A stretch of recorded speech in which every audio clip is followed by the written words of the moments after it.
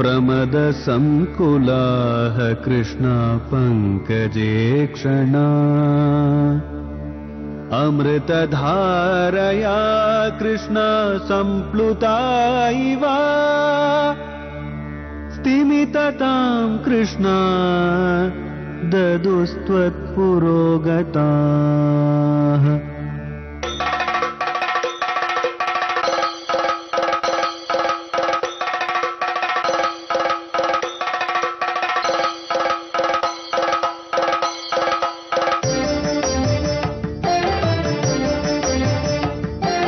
குருவாயூரப்பனா கோகுலத்து மன்னனா குழந்தையாக கோலம் தரும் மாமாய வண்ணனாம் நாராயணீயமெனும் நல்விருந்தின் நாதனாம் நாமரசத்தின் இனிமை கூட்டுகின்ற ஆயனாம் நாராயணா ஸ்ரீமன் நாராயணா நாராயணா ஸ்ரீமன் நாராயணா நாராயணா ஸ்ரீமன் நாராயணா நாராயண பட்டதிரி உருகும் பரமனா நலம் தரும் நாராயணீயம் அருள் வழங்குமே தினம் நம்மை காக்குமே. அனுயாயி மனோஜவம் சனாலைகி அவதுஸ்பர்சித வல்லவி விமோகைகி அநேகஸ்மித சீதலை ரசௌமோ அனுகம்பாசரிதம் புஜை அபாங்கைகி. துருவனுடைய உத்தமமான ஒரு வைபவத்தை நாராயண பட்டத்திரி நாராயணியத்துல அழகா வர்ணிச்சுருக்கார். அப்போ யக்ஷர்களிடத்துல சண்டைக்கு போன துருவனை அவனுடைய பாட்டனாரான வம்சத்தை ஸ்தாபிச்சவரான மனுமகாராஜா வந்து சமாதானம் பண்றாராம். அப்பா, உனக்கு இந்த ஒரு கோபம் கூடாது, பகவத் தரிசனத்தையே நீ அடைஞ்சிருக்க. இப்ப உன்னுடைய தம்பி மரணம் அடைஞ்சதோ இல்ல யாருக்கு எந்த கஷ்டங்கள் விபரீதமாக திடீர்னு எதிர்பார்க்காம இப்படி உலகத்துல ஏற்பட்டதுன்னா அதுக்கு நம்ம கையே காரணம் இல்லப்பா. யாரையும் அதுக்கு குத்த சொல்ல முடியாது. விதியினுடைய ஒரு பெரிய சூழ்ச்சின்னு தான் நம்ம சொல்லணும். அதனால துருவா, முதல் நான் சொல்றேன் கேளு, உன்னுடைய கோபத்தை குறைச்சுக்கோ, சண்டையை விட்டுடு.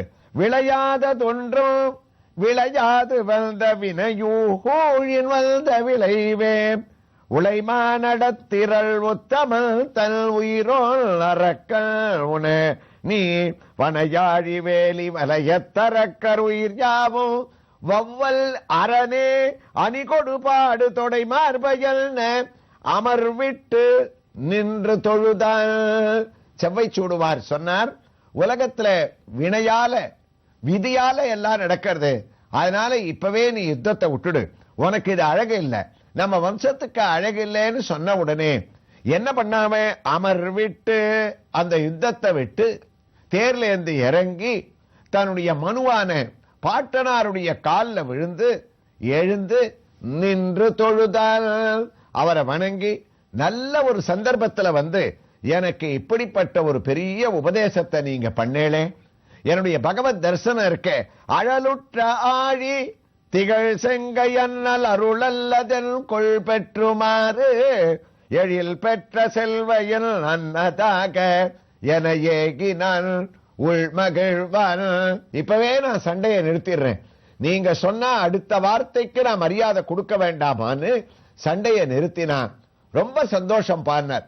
ஏன்னா இது போல ஒரு குடும்பத்தில் இருக்கக்கூடிய பெரியவர்களுடைய வேலை குடும்பம் பிரிவது போலவோ இல்ல குடும்பத்துல பின்னாடி வந்தவர்கள் ஏதாவது ஒரு தகாத செயலை செய்யும் போது அவர்கள் வந்து தக்க சமயத்துல இவர்கள் என்ன நினைச்சிருப்பார்களோ, நாம் அதை சொன்னா கேட்பார்களோ மாட்டார்களோன்ற கவலையெல்லாம் விட்டுட்டு நல்லதை சொல்லணும். அந்த ஒரு கடமையை நீங்க தேவலோகத்திலேந்து வந்து சொல்லி நம்முடைய வம்சத்தினுடைய ஒரு பெருமையை காப்பாத்திட்டேன். அவர் சொன்னார், அப்பா, எல்லா வீட்லையும் பெரியவர்கள் சொல்பவர்கள் இருக்கா, ஆனா கேட்பவர்கள் தான் குறைவு. அவர்களை உதாசீனப்படுத்தவர்கள் அதிகமாக இருக்கக்கூடிய இந்த ஒரு காலத்துல நான் சொன்ன உடனே கேட்டு இந்த கோபத்தை குறைச்சுண்டு இவ்வளவு பெரிய சண்டையை நீ நிறுத்தினியே, எழில் பெற்ற செல்வ என் அன்னதாக என ஏகினான் உள்மகிழ்வன். அப்படிப்பட்ட ஒரு சந்தோஷத்தை நீ ஏற்படுத்தினியே, நீடூழி வாழணும்னு அவர் வாழ்த்தின்றே இருக்கச்சே என்ன அழகு குருவாயிரப்பா. அங்க குபேரன் வந்துட்டானா. சாந்தியா பிரசன்னகிருதயா தனதாது பேதாத். தனதாத்துன்னு பேரு குபேரனுக்கு. தனதாது பேதாத். குபேரன் வந்து செல்வத்துக்கு அதிபதி. துருவனை வணங்கி கையை பிடிச்சுண்டு கேட்கிறானா. துருவனுடைய கதையில அவனுக்கு கிடைச்சிருக்கிற பெருமை எல்லாம் இருக்க அவ்வளவு அளவிட்டு சொல்ல முடியாது. குபேரன் வந்து கையை கூப்பி அவனை வணங்கி, பாட்டனார் சொன்னதை கேட்டுண்டு எங்க வம்சத்தை நீ காப்பாத்திட்டே துருவா. நடக்கிற சண்டைய பார்த்தா, நீ தேர்ல ஆக்ரோஷமா நிக்கிறத பார்த்தா நான் பயந்து போயிட்டேன். யக்ஷர்களே இருக்க மாட்டா, நான் ஒத்தந்தான் எங்க வம்சத்துக்கு பாக்கி இருப்பேன்னு. எங்களுடைய வம்சத்தை காப்பாத்தினியே, உனக்கு என்ன வேணும்னாலும் நான் கொடுக்கிறேன், கேளு. என்ன வரம் வேணும்? எவ்வளவு ஐஸ்வர்யம் வேணாலும் உன்னுடைய ராஜ்யத்துல கொடுக்கிறேன், மக்களுக்கு கொடுக்கிறேன், எனக்கு உத்தரவு போடு. தனதாது பேதாத்து. குருவாயிரப்பா தனதாத்து. இவனை வணங்கி உத்தரவை கேட்டுன்னு நிக்கிறான். குபேரன் என்ன தெரியுமா சொன்னா, நம்ம ஒரு விஷயத்தை யோஜனை பண்ணி பார்க்கணும். அழகான இடம் இது நாராயணியத்துல. நம்ம ரொம்ப கஷ்டத்துல இருக்கக்கூடிய சமயத்துல, பண கஷ்டத்துல, யாராவது ஒருத்தர் திடீர்னு ஒரு பெரிய தனவந்தர் வாசல்ல கார்ல வந்து இறங்கி நம்ம வீட்டுக்குள்ள நுழையச்சே, இவரைத்தானே நம்ம போய் பார்க்கணும்னு நினைச்சிருந்தோம், இவரே வராரு அப்படின்னு நம்ம ஆச்சரியப்பட்டு நிக்கிற சமயத்துல, அப்பா உனக்கு நான் இன்னைக்கு ஒரு 10 லட்சம் ரூபாய் கொடுக்கலான்னு இருக்கேன்னு சொன்னா நம்ம என்ன சொல்லுவோம்? அதை விட சந்தோஷம் என்னன்னு தானே வாங்கிப்போம். அதெல்லாம் எனக்கு 10 லட்சமே வேண்டாம், எனக்கு எப்பவுமே என் மனசுல ஹரிபக்தி இருக்கணும்னு நீங்க வாழ்த்திட்டு போங்கன்னா சொல்லுவோம். யாருக்கும் அப்படி சொல்ல மனசு வராது. ஆனா துருவன் சொன்னானா. நாராயணியத்துல இந்த ஸ்லோகத்தை முடிக்கச்சே பட்டத்திரி சொன்னார், பக்தி மேவ சுதுருடாம் அவருணோல் மகாத்மா. மகாத்மாவான குபேரனே, எனக்கு பணம் வேண்டாம், ஐஸ்வர்யம் வேண்டாம், செல்வம் வேண்டாம், தயவு பண்ணி உங்களால ஒண்ணு கொடுக்க முடியும்னா எனக்கு ஒரு ஆசீர்வாதத்தை பண்ணுங்க. எப்பவுமே கிருஷ்ண பக்தி என் மனசுல இருந்து மாறாம இருக்கணும். இந்த ஓம் நமோ பகவதே வாசுதேவாயான்ற மந்திரம் எப்பவுமே நான் உச்சாரணம் பண்ணிட்டு இருக்கணும். பகவத் பக்தி மாறக்கூடாது. இது போன்ற கோபம் இனிமே என்னுடைய வாழ்க்கையில தலையெடுக்க கூடாது. விவேகம் இன்னும் வரணும். அப்படி ஒரு அருளை நீங்க பண்ணா போகணும்னு இவன் ஏன் கேட்டான்? ஐஸ்வர்யத்தை வாங்கி ஜனங்களுக்காவது கொடுத்திருக்கலாம். காரணம் என்ன தெரியுமா? குருவாயிரப்பா, துருவன் மகாத்மாடா. இப்படி ஒரு பதில துருவன் குபேரனுக்கு சொன்னதுனால என்னாச்சு? குபேரனை விட துருவன் உயர்ந்து போயிட்டானா. தன்னை விட உயர்ந்தவர்களிடத்துல தானே நம்ம கையை நீட்டி நிக்கணும், கையேந்தி நிக்கணும். நம்ம விட கீழே இருக்கவங்க கிட்ட நம்ம போய் கையேந்தலாமா? இப்படி ஒரு பதில சொல்லி தன்னை குபேரனை விட ஒரு ஸ்தானத்தை ஒசத்திண்டு பக்தி மேவ சுதுருட்டாமம், உன்னிடத்துல பக்தி இருக்கணும்னு கேட்டு அவன் மகாத்மாவாக உயர்ந்தானே, அவனிடத்திலேருந்து ஆசி பெற்று ராஜ்யத்துக்கு திரும்பறான். ஸ்லோகத்தை முடிக்கிறார் நாராயண பட்டத்திரி. அதனுடைய தமிழ் பாசுரத்தை பார்த்தோம்னா, உத்தமனை இயக்கருத்தாம் கொன்றிடவே துருவல் தானும் உருத்தெழுந்தே அத்தனை பேருடல் போரை செய்திடலும் ஸ்வயம்பு மனு சொன்னதாலே சித்தம் மிக தெளிவுற்றே போர் தவிர்த்தான். அவ்வேளை குபேரனவள் அங்கு வந்தே உத்தமமார் பக்தியுள்பால் உணுகவனே அன்னவனும் பக்தியே வேண்டும் என்று வேண்டி நின்றான். அந்த ஒரு பக்தி இருந்தா போரும்னு சொன்னானாமேனு மகாத்மான்னு இந்த ஸ்லோகத்தை முடிச்ச பட்டத்திரி துருவனுடைய சரித்திரத்தை அடுத்த ஸ்லோகத்துல பூர்த்தி பண்றார். 17வது தசகத்தினுடைய கடைசி ஸ்லோகம்.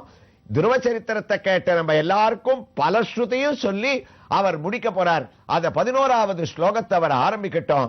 அதற்குள்ள நாம் இப்போது தரிசிக்க இருக்கக்கூடிய திருக்கோயில் நமக்கு கவனத்தில் இருக்கும்.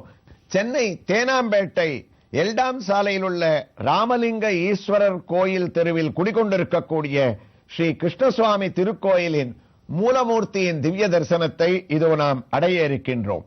மூலஸ்தானத்தையும் அடைந்து விட்டோம். வேணுகோபால கிருஷ்ணசுவாமி என்பது இவருடைய ஒரு திருநாமம். அழகாக கவசம் சாற்றப்பட்ட திருவடியிலிருந்து நம்முடைய திவ்ய தரிசனத்தை நாம் அடைகின்றோம்.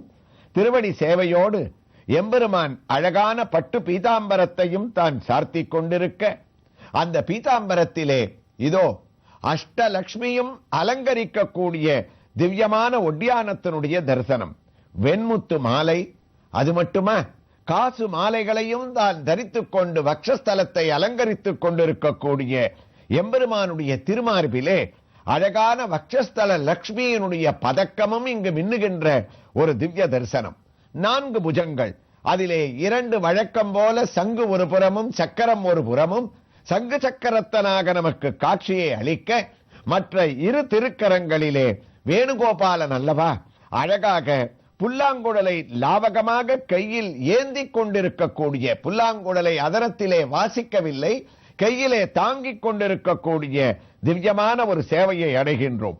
உயர்ந்த கிரீடத்துடன், ஆகா ஆச்சரியமான திருமுகத்தினுடைய சேவை, உப்பிய கன்னங்கள், திறந்த கண்கள், பக்கத்திலே வெட்டிவேர் பலமளிக்க, மாலைகளை சார்த்திக் கொண்டும் மாலைகளை கலர்ந்து கொண்டும் இருக்கக்கூடிய இவனுடைய திருவடியை நாம் சற்றே கவனித்தோமே ஆனால், பக்தர்களே, சாதாரணமாக வேணுகோபாலனுடைய திவ்ய சேவையிலே புல்லாங்குழலோடு அவன் இருக்கும் போது அவனுடைய திருவடியானது வலது திருவடி இடது திருவடிக்கு மேல் தாங்கிக் கொண்டோ அல்லது இடது திருவடி வலது திருவடிக்கு மேல் தாங்கிக் கொண்டோ சேவையளிப்பது வழக்கம். ஆனால் இங்கு 2 திருவடிகளும் ஒரே சேர நின்ற திருக்கோலத்திலே இவன் வேணுகோபாலனாக நமக்கு காட்சியை அளிப்பது ஆச்சரியத்தை அளிக்கின்றது. ஆனால் இங்கே பசுமாடு அழகாக அரவணைத்துக் கொண்டிருக்க இவன் வேணுகோபாலன் தான் என்ற ஒரு ஞாபகத்தை நமக்கு ஏற்படுத்திக் கொள்ளக்கூடிய உயர்ந்த இந்த திவ்ய சேவையோடு இதோ 17வது தசகத்தின் 11வது ஸ்லோகத்தை பூர்த்தியை பட்டத்திரி எவ்வாறு தொடங்குகின்றார் என்பதை நாமும் சிரவணம் செய்ய குருவாயூரப்பனோடு சேர்ந்து கொண்டு விட்டோம். அவரும் தொடங்கிவிட்டார்.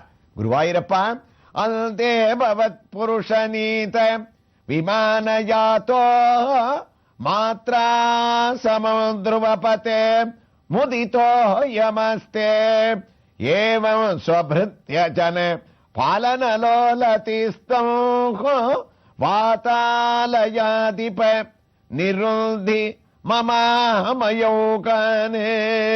குருவாயூரப்பா, 36,000 வருஷம் இவன் பரிபாலனம் பண்ணா, ராஜ்யத்துல எந்த விதமான ஒரு குறையும் இல்லை, பகவத் பக்தி மாறல, ஓம் நமோ பகவதே வாசுதேவாயான்ற மூல மந்திரத்தை ஒரு நாளைக்கு எவ்வளவு முறை உச்சாரணம் பண்ண முடியுமோ அப்படி பண்ணா. அப்ப ஒரு நாள் இவனுக்கு தோணித்தான், இனிமே தேகம், பத்னி, குழந்தைகள், நண்பர்கள், அந்தப்புறம், அழகிய இடங்கள், கடல் சூழ்ந்த முன்னலகம் எல்லாம் போரும், நமக்கு எத்தனை நாள் நம்ம பரிபாலனம் பண்றது, நல்ல கதியை அடையலாம். அன்னைக்கே பகவான்கிட்ட 5 வயசுல கேட்டோம், அவர் நீ ராஜ்யத்தை பரிபாலனம் பண்ணிட்டு 36,000 வருஷம் கழிச்சு வான்னு சொல்லிட்டார். 36,000 வருடமும் பூர்த்தி ஆயிடுத்துன்னு சொல்லி தன்னுடைய பிள்ளைக்கு ராஜ்யத்தை பட்டாபிஷேகம் பண்ணி வச்சான்.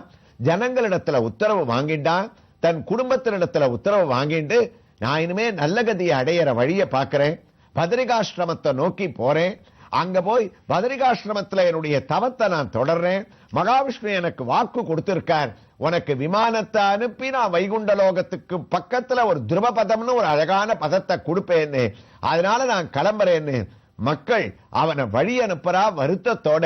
இருந்தாலும் வேற வழி இல்லை, நம்ம ராஜா நல்ல கதியை அடைய போறார், அவர் துருவபதத்துல இருந்துட்டு நமக்கு அங்கேருந்தே பலவிதமான அருளை வாரி வழங்க போறாருன்னு ஊர் எல்ல வரைக்கும் வழி அனுப்புறாளாம்.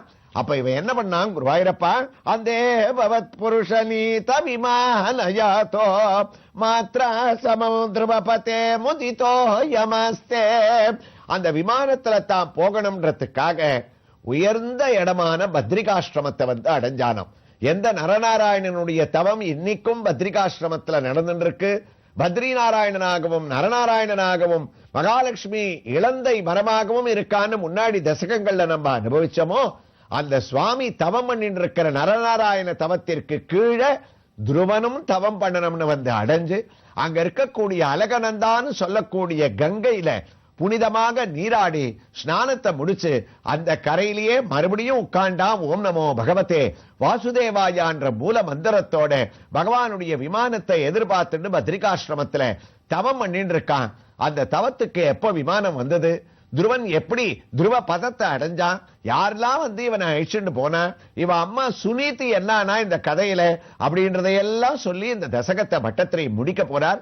நமக்கும் அதுல ஒரு பலஸ்ருதியை சொல்ல போறார். எவ்வாறு பூர்த்தியாகிறது என்ற ஒரு வைபவங்களை இங்கு சென்னை தேனாம்பேட்டை எல்டாம்ஸ் ரோடில் இருக்கக்கூடிய ராமலிங்கேஸ்வரர் கோயில் தெருவில் குடிகொண்டிருக்கக்கூடிய ஸ்ரீ வேணுகோபால கிருஷ்ணசுவாமியினுடைய திவ்ய ஹாரத்தியோடு அவரிடமிருந்து உத்தரவு பெற்றுக்கொண்டு நாராயணியத்தின் அடுத்த பகுதியில் மற்றொரு திவ்ய தரிசனத்தோடு நாம் தொடர்ந்து கேட்கலாம். ஸ்ரீ கிருஷ்ணாய துப்யம் நமக. நாராயணா ஸ்ரீமன்னா